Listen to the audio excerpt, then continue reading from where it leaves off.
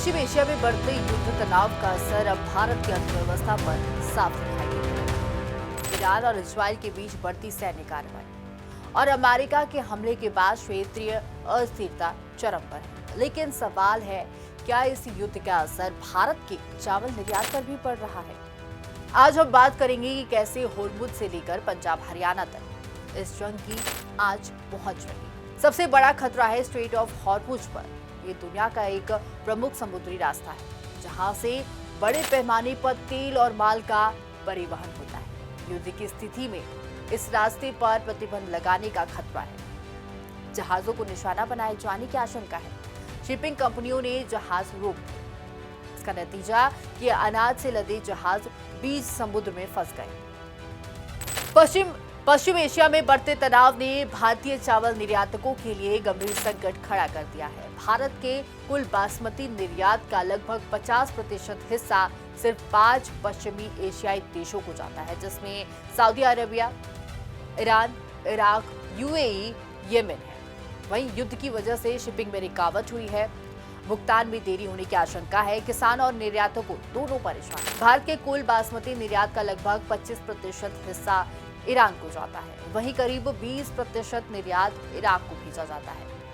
इन दोनों देशों को मिलाकर हर साल 20 लाख टन से अधिक बासमती चावल निर्यात किया जाता है, जिसकी कुल अनुमानित कीमत 18,200 करोड़ रुपए से भी ज्यादा है। यानी अगर युद्ध लंबा चलता है तो इस पूरे व्यापार पर सीधा और गहरा असर पड़ सकता है। ईरान भारतीय बासमती चावल का सबसे बड़ा आयातक बाजार है।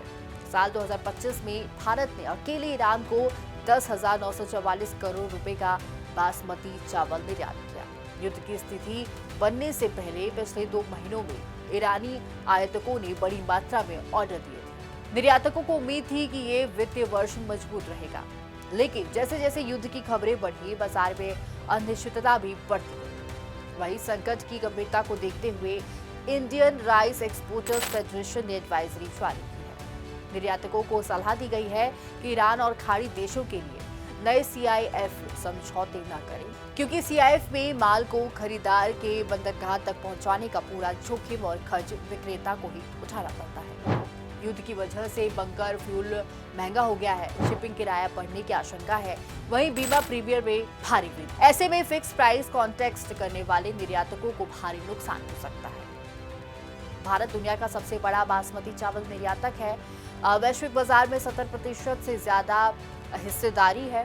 वहीं वित्तीय वर्ष 2024-25 में 7 लाख टन का निर्यात, लगभग 50,000 करोड़ रुपए का व्यापार हुआ। लेकिन अनिश्चितता की वजह से पिछले 1 महीने में बासमती के थोक दाम 10 से लेकर 15% तक बढ़ चुके हैं। आने वाले समय में कीमतों में और उतार चढ़ाव संभव है। इस संकट का सबसे ज्यादा असर पड़ सकता है पंजाब, हरियाणा। ये दोनों राज्य भारत के प्रीमियम बासमती निर्यात में करीब 75% योगदान देते हैं। हरियाणा राइस एक्सपोर्टर्स एसोसिएशन के मुताबिक जो खेप ईरान या उसके बंदर अब्बास पोर्ट के रास्ते अफगानिस्तान जा रही थी, वो बीच में अटक गई है। जब तक हालात सामान्य नहीं होते, ये खेप फंसी रही और इसका असर घरेलू बाजार पर भी पड़ेगा। तेल की कीमतों में तेजी, शिपिंग संकट, बीमा महंगा और बासमती निर्यात पर अनिश्चितता। पश्चिम एशिया का ये युद्ध अब भारत के कृषि निर्यात के लिए एक बड़ी चुनौती बनता दिख रहा है। अगर हालात लंबे समय तक बिगड़े रहे तो इसका असर किसानों, निर्यातकों और देश की अर्थव्यवस्था पर पड़ सकता है। फिलहाल बाजार इंतजार में है कि क्या हालात सुधरेंगे या संकट और गहराएगा। वहीं ऐसे तमाम बड़े अपडेट्स के लिए प्राइम न्यूज के डिजिटल प्लेटफॉर्म को देखते रहिए।